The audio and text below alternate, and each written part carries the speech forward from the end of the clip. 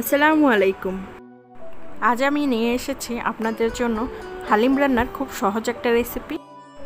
গরুর মাংস দিয়ে কিভাবে খুব সহজে এই হালিমটা তৈরি করতে পারবেন সেই রেসিপিটাই আজকে আমি শেয়ার করব। তো চলুন পুরো রেসিপিটি দেখে নিই। তার আগে বলে নিচ্ছি, যারা আমার চ্যানেলটিকে সাবস্ক্রাইব করেন নাই প্লিজ চ্যানেলটিকে সাবস্ক্রাইব করে পাশে থাকা বেল আইকনটিতে ক্লিক করে রাখবেন।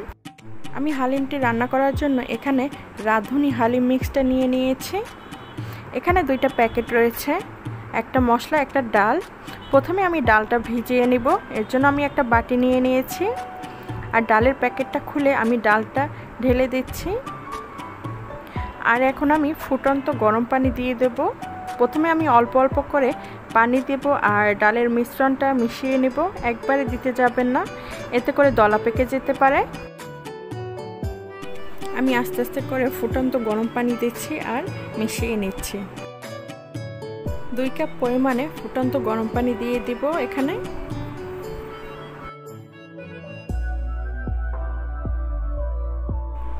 আমার পানিটা মেশানো হয়ে গেলে আমি এক সাইডে রেখে দেব। এরপরে আমি এখানে কিছু গরুর মাংস নিয়ে নিয়েছি, আধা কেজির থেকে একটু বেশি। চর্বি, মাংস আর হাড্ডি এগুলো সহ আমি নিয়ে নিয়েছি। আপনারা চাইলে এখানে খাসি অথবা মুরগির মাংস দিয়েও হালিমটা তৈরি করতে পারবেন। চুলায় আমি একটি প্যান বসিয়ে দিয়েছি আর দিয়ে দিচ্ছি পরিমাণ মতো তেল। তেলটা দিয়ে আমি আধা কাপের থেকে একটু বেশি পেঁয়াজ কুচি দিয়ে দিচ্ছি। পেঁয়াজটাকে আমি ব্রাউন কালার করে ভেজে নিব।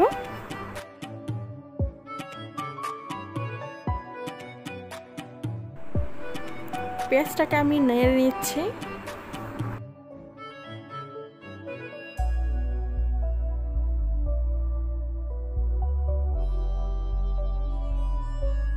পেঁয়াজটা আমার ব্রাউন কালার হয়ে এসেছে। এখান থেকে কিছু পেঁয়াজ আমি তুলে নিচ্ছি আর কিছু পেঁয়াজ রেখে দেব।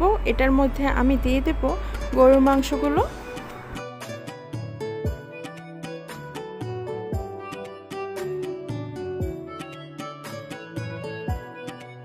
মাংসটা দিয়ে আমি ভালো করে তেল আর পেঁয়াজের সাথে কিছুক্ষণ কষিয়ে নেব। এরপরে আমি দিয়ে দেব হালিম মিক্সের ভিতরে যে মশলাটা রয়েছে প্যাকেট, সে প্যাকেট থেকে কিছুটা মশলা আমি এই মাংসের মধ্যে দিয়ে দেব। আমি পুরো মশলাটা দিব না, আমি 3 ভাগের 2 ভাগ দিয়ে দেব আর 1 ভাগ রেখে দেব, পরে আমি ইউজ করব মশলাটা।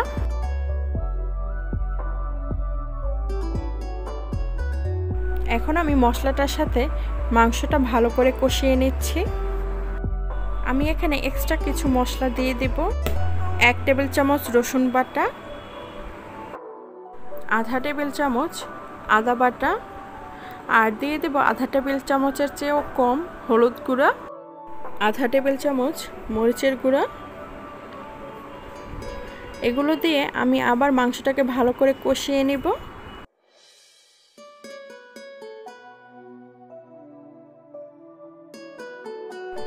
মাংসটাকে কষাতে কষাতে মশলা আর তেলটা আলাদা হয়ে যাবে। মশলাটা কষানো হয়ে গিয়েছে, এখন আমি দিয়ে দেব পরিমাণ মতো পানি।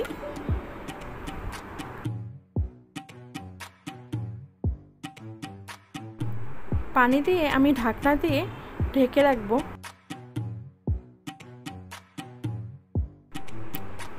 পানিটা দিয়ে আমি কয়েকবার নেড়েচেড়ে নিয়েছিলাম। এক পর্যায়ে আমার মাংসটা সেদ্ধ হয়ে গিয়েছে। মাংসে পানি থাকা অবস্থায় আমি ডালটা অ্যাড করে দেব। ডালটাকে আমি আবার একটু নেড়েচেড়ে নিচ্ছি, নেড়েচেড়ে আমি মাংসের ভিতরে দিয়ে দিচ্ছি। ডালটা দেওয়ার পরে অবশ্যই খেয়াল রাখতে হবে ডালটা দিয়ে ঘন ঘন নাড়াচাড়ার উপরে রাখতে হবে। আপনি যদি নাড়াচাড়ার উপরে না রাখেন তাহলে নিচ থেকে ডালটা লেগে যাবে বা পুড়ে যাবে। আর এই সময় আমি চুলার আঁচটা লো ফ্লেমে রেখেছি, কারণ আমি যদি জোরে জালটা বাড়িয়ে দিই তাহলে নিচ থেকে লেগে যাবে। আর এই পর্যায়ে ডালটা যাতে সিদ্ধ হয় আমি এর জন্য আরও কিছুটা পানি অ্যাড করে দিয়েছি। পানিটা দিয়ে আবার ডাল আর মাংসের সাথে আমি ভালো করে মিশিয়ে নিচ্ছি। ডালটাকে লো ফ্লেমে আপনার 1.5 ঘন্টা ধরে জ্বালাতে হবে।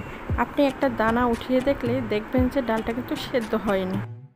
আর হালিমের ডালটা সেদ্ধ না হলে আপনারা কিন্তু পারফেক্ট টেস্টটা পাবেন না। তাই অবশ্যই ডালটাকে পুরোপুরি সেদ্ধ করে নিতে হবে।